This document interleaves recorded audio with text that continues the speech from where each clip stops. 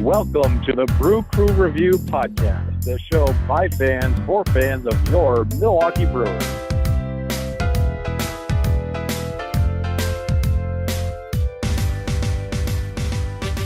All right, Brewer fans, with us today is Scott and Vince. This is the Brew Crew Review Podcast, number 48. We're going to give you guys an NLDS preview, Brewers versus Rockies.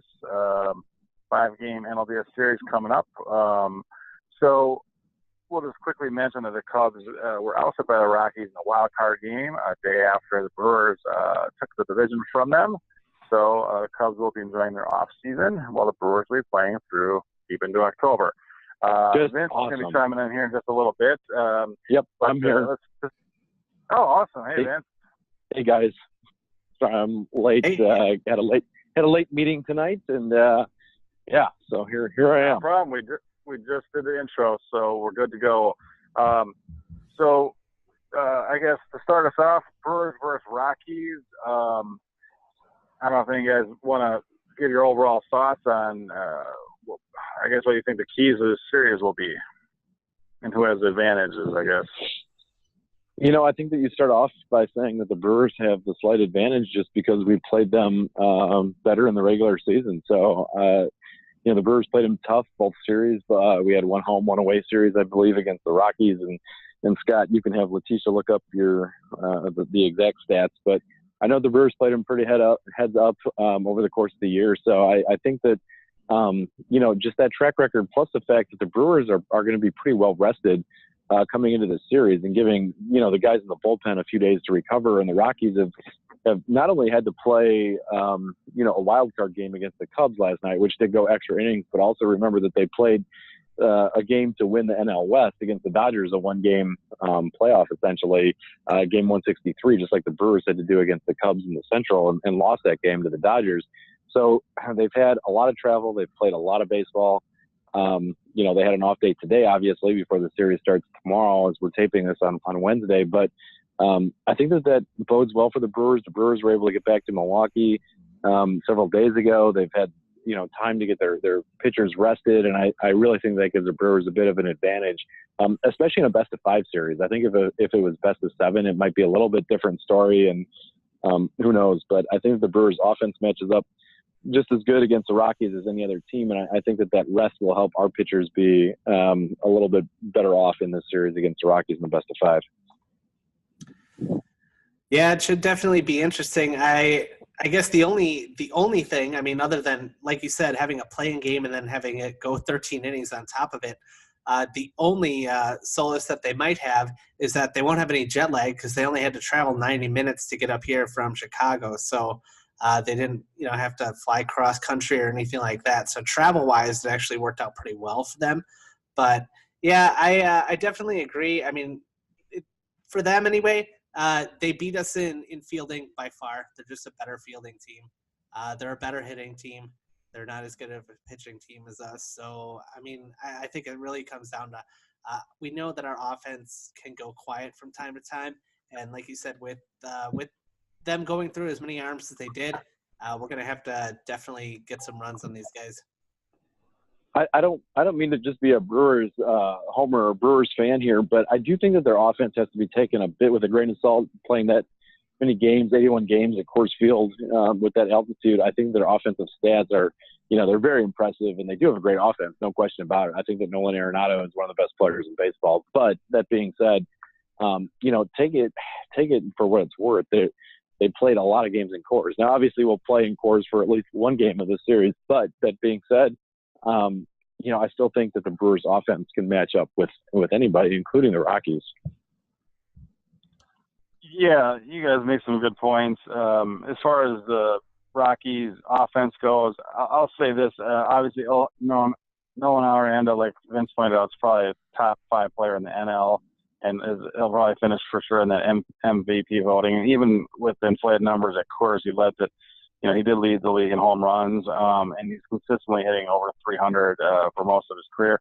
I think I'll just say I think that their offense is a little bit top heavy. Obviously, they also have Charlie Blackman, who's their leadoff hitter typically, and he's an all-star level player. And then they had Trevor Story, their shortstop, with a breakout year, and he could be considered on that same all-star level now. And then a younger player like outfielder David Dahl is also had a really nice little breakout year himself, including a stretch of, I think, 7 games of home. I think it was 6 or 7 in a row with a home run in September, which really helped them propel them into the playoffs. But overall, the bottom of their lamp is not that great. They're, I mean, obviously their second baseman, D.J. Matthews, is pretty good.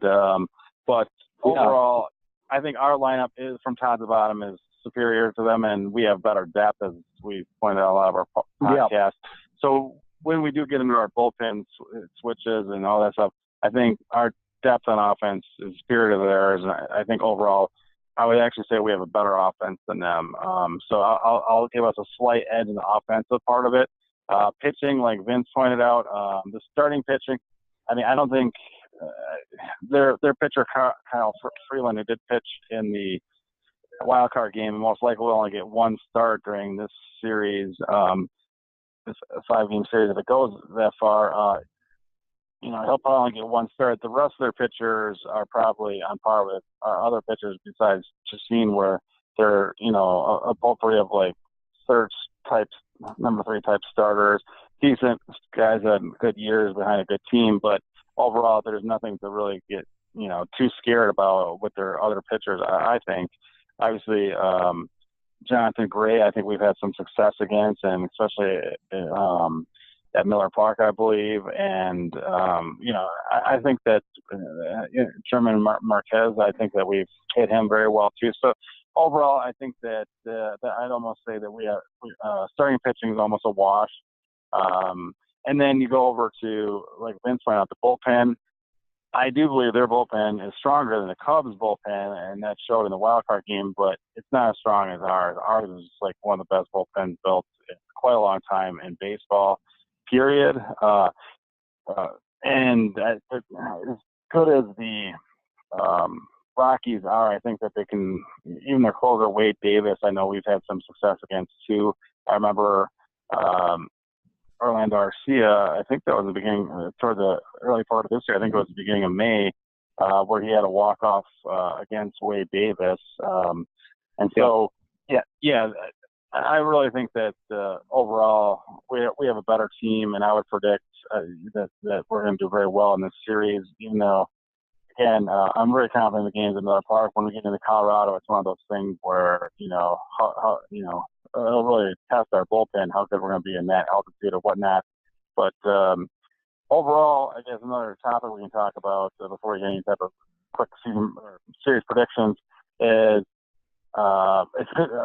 what's Council's plan for starters? I know he did announce that Chacin will pitch Game 2. Game 1 had not been announced until about 5 minutes before this podcast. We're well under 20 hours of game time for Game 1 as we tape this. And Scott, what's the latest that your intern just pulled up there? That what's Council's plan for Game 1 starter? All he really said is it's going to be a bullpen game, so we will see what happens. Boy, that is interesting, isn't it, guys? We did talk about that on one of our podcasts maybe a week and a half ago. One of the Brewers games against the Cardinals, and I think it was on Wednesday or Wednesday night of last week. Where it was the Monday, the first game against the Cardinals. The Monday night. Where we did start Jennings, and I think that was a litmus test. One better, yeah, definitely. Yeah, and that's exactly what we pointed out on that podcast, and so it's really interesting. Obviously, the Brewers had kind of a game plan to do this. If that's the case, that they were going to the point of actually running it out there in a game, not only a game, but a game against one of our major division rivals before we had clinched anything yet. So it seems like, to me at least, that the Brewers had this sort of plan for a number of weeks, probably. And maybe this is that plan coming to fruition. So yeah, that's really interesting, Scott. Tell your intern good work this week. No, this is literally the only thing that they did, so I'm not going to give them any kind of props whatsoever. But let's kind of go over really quickly then what's the advantages and disadvantage of a quote bullpen game. I mean, for one, if if you're scoring at home, have fun with that because there's going to be a lot of interesting stuff. And if you're the official scorer, good luck picking out which brewer deserves the win. But when you look at the whole thing, I mean, the biggest thing that I look at is it's going to once again, it's going to make it so that our bench is going to be so vitally important because we're going to be going to it probably in the third inning already. And so there's going to be a lot of double switches, and we're going to rely on that. The advantage is that you're probably never going to have the pitcher bat. And I guess the only other problem with that is because you're going to your bench early, you're going to leave yourself thin if the game is tied late or goes into extra innings. That could wind up being a problem. So you definitely want to, as usual, play from ahead. So, yeah, that should be something very, very interesting. The only other thing I could think of is the Rockies. They're not going to be able to play matchups. Like, you know how the Brewers several times this year, they'll load up like a left-handed lineup or load up a right-handed lineup. You can't really do that if you're the Rockies because you don't really know who's going to pitch. So you kind of just have to put your best players out there and see what happens. Yeah, that's a really good point, Scott. I mean, I tend to think that in the playoffs they would do that anyways, just because with every game meaning so much that you know that managers are going to have a quick hook with any pitcher that's remotely struggling. So I think that probably would have been the game plan for the Rockies or any other team that's in the postseason at this point as well. And I think we've seen that just in the wild card games so far, and even in the game 163s that we had in the NL Central and the NL West. So. Yeah, but really interesting. Really interesting. And I think one thing that we should point out again to fans is that the Brewers and every other team have got to go back down to a 25-man roster for the postseason. So as we mentioned on our previous podcast, that roster can change from series to series or in the event of an injury. But, once you've got your 25 guys, it's no longer like September baseball when you've got 38 guys in the Brewers case who are sitting and available in the clubhouse or the dugout ready to go. Right, and that's what we had last time we did the bullpen game, and obviously we're not going to have that kind of luxury. So if you start going early, you're going to leave your bench real thin. If that game winds up going to extra innings or something like that. Yeah, so we may see Josh Hader get an at bat, or some other guy that Council wants to throw 2-3 innings that this spot comes up in the lineup. So. That'll be kind of interesting as well. And I guess it all depends on, what the situation is in the game. I don't think it's easy to predict necessarily exactly what's going to happen, obviously, but it is interesting to note that we're working with less doing the same plan that we did, 8 days ago in St. Louis. Yeah, no, the interesting thing about going into that game in St. Louis, first I want to make a couple points. First point, that game was 9 days ago in St. Louis. We were still teetering on even getting a postseason spot at that point, and that we had already earmarked that as one of our most important series of September and possibly the whole year for the Brewers. And so I think going into that game one, we knew if we took at least one game in those 3-game set in St. Louis that the Brewers would be in good shape to make the playoffs. And Council knew that too, and I think that's why he did that experimental bullpen game, because I think you really want to set the tone and make sure to get a win on that very first game. It didn't work out. And the trickery really was that Jennings, started that game to get Matt Carpenter out, and then he did go with Peralta for a couple of innings. Of course, that was like a mystery to the Cardinals, to that second pitcher who pitched a few innings kind of as an opener or whatever it would be, and that was really Freddie Peralta. So I think that was what kind of worked out in our favor. No, I do want to point out the Brewers have not lost since Council tried that. That was 9 days ago. We have right. 8 games. We've won 8 games in a row. And not only that, I was going to throw this out there to you guys. If the Brewers sweep the Rockies and win the first game of the NLCS, do we get free George Webb burgers in Milwaukee? Scott, you should be all over that. Or your intern can contact corporate for George Webb and find out that answer for us for our next podcast. Does George Webb's have a corporate? I mean, that's kind of interesting question in and of itself. I would think they'd have to. I just wish that we still had the studio in West Dallas, because I could just walk across the street and ask the nice lady who's tending the register, and I'm sure she would know. That's the same lady that allowed Vicar to order ice cream with his pancakes, I believe, as he tried. Oh, that's right. Tried American food in his first time in the United States from the Kingdom of Jordan. Found out that his greatest greatest find in America was pancakes and ice cream, I believe was his favorite thing about the country. So Yeah, that's great. Basically a crepe. Awesome. Yeah. All right. Well, we digress. So back to the point. So I think that was wildly successful. I don't know that it was a catalyst to our 8-game winning streak that really propelled us to the NL Central Championship, but it definitely is something that I think in this series, again, Council, I think, wants to kind of set the tone. If you can win that first game of a series, it really kind of sets the tone for the series, and especially in a short 5-game series, it could be huge. So I think that's going to be a strategy.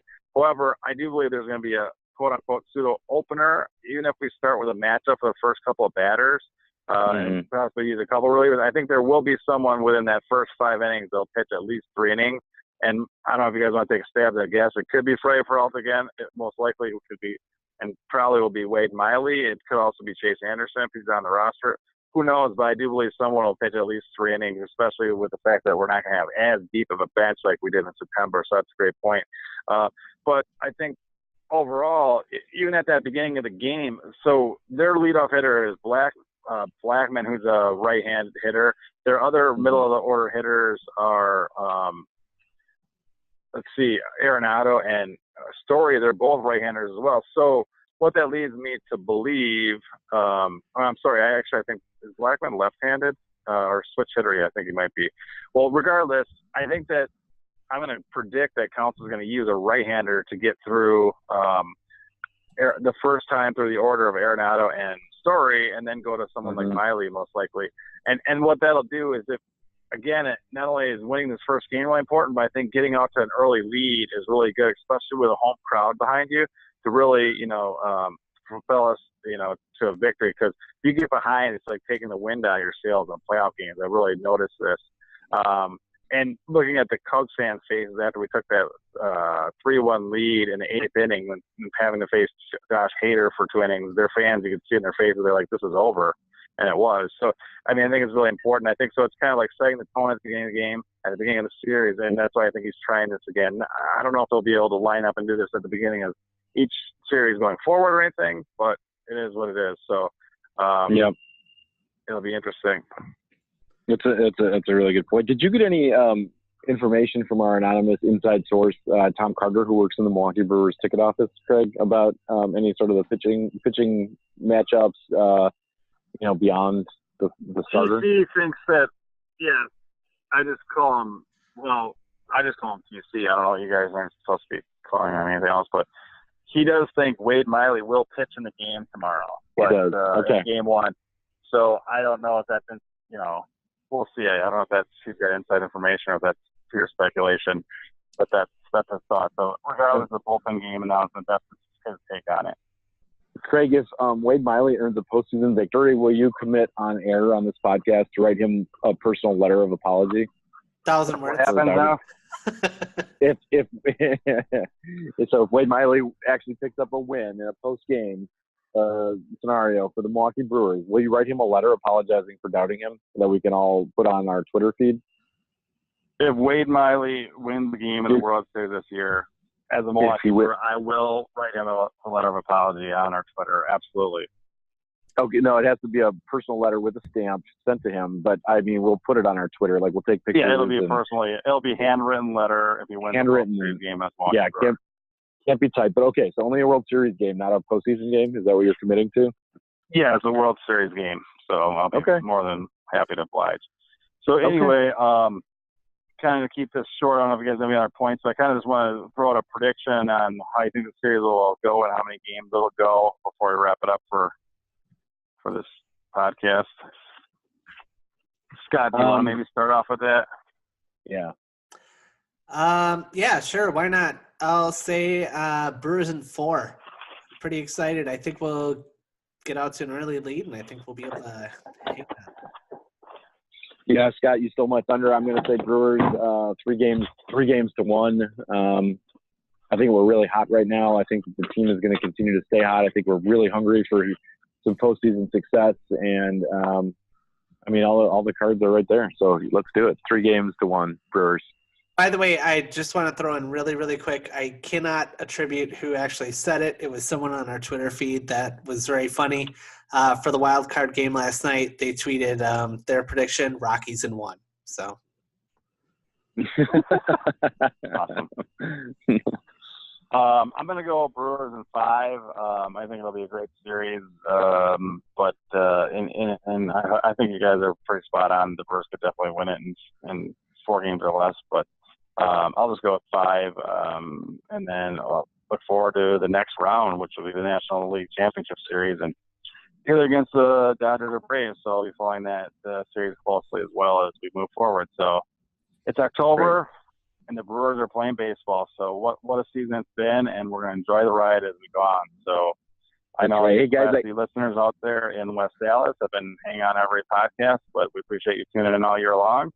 And I've got a really quick story though, Craig. Before you quick sign off, I've got So I got home tonight after we were texting about doing our podcast, and I had a pretty long work day today in real life work, not our podcast work, and got back and I checked the mail, and I had written about a week and a half ago to a Brewers postseason hero of the Brew Crew Reviews, just as on a whim, and it was Mr. Mike Cameron, and I wrote him a letter and I just said, hey, and we really appreciate all you did for the Brewers and that party at Martini Mike's. I just hadn't sent you a thank you in the last 10 years, so sorry about that, but just wanted to say thanks. And he sent me back a note with an autographed card. So just so you guys are aware, it was pretty cool to find in the mailbox tonight. That's awesome. Yeah, true story. Got it sitting out inside right now in my living room. So yeah, nice autographed card from Mike Cameron. And I really did thank him for Martini Mike's and put that in the note I wrote him and said, what, the Brewers going to the postseason, I would just, as a big fan, thought I would take it upon myself to, bring good vibes to the team, and wanted to say hello and thank you again for a great party in 2008. And sorry on the belated thanks, but we really appreciated it, and it was a great memory. And I don't know if that's so awesome that you did that, Vince. I hope that you, on my behalf, put in the letter and thank Cameron for picking up the tab on. I did. Those 13 shots I took at Martini Mike's, and I think you picked up the tab on that. I didn't mention that specifically, but I did tell him thank you for picking up the tab, because it was something along the lines of $11,000, and he just put down his credit card. So yes, I did thank him for that. So slight backstory for our wonderful fans who actually want to know, like way back in 2008 when we won the wild card, we all got drunk. I believe I bought a case of champagne and everyone drank it and sprayed it everywhere. And we were then told that there was a party for Brewers employees at Martini Mike's, and we had to make sure to bring our IDs. So we showed up covered in champagne and hair crusted over from champagne, and we got within 50 feet of the door. The doorman was like, "Sorry guys, private event," and we pulled out our IDs. We're like, "I guess we're supposed to be here," and they're like, "Oh, I'm sorry, right this way." And we thought that, we had no idea that there were actually going to be players and coaches there. And we do have a video with some photos on it on our YouTube channel, which is kind of cool. But it was absolutely amazing. And about, I'd say, 20 minutes after we got there, Mike Cameron gave a great speech. And it was very, very touching.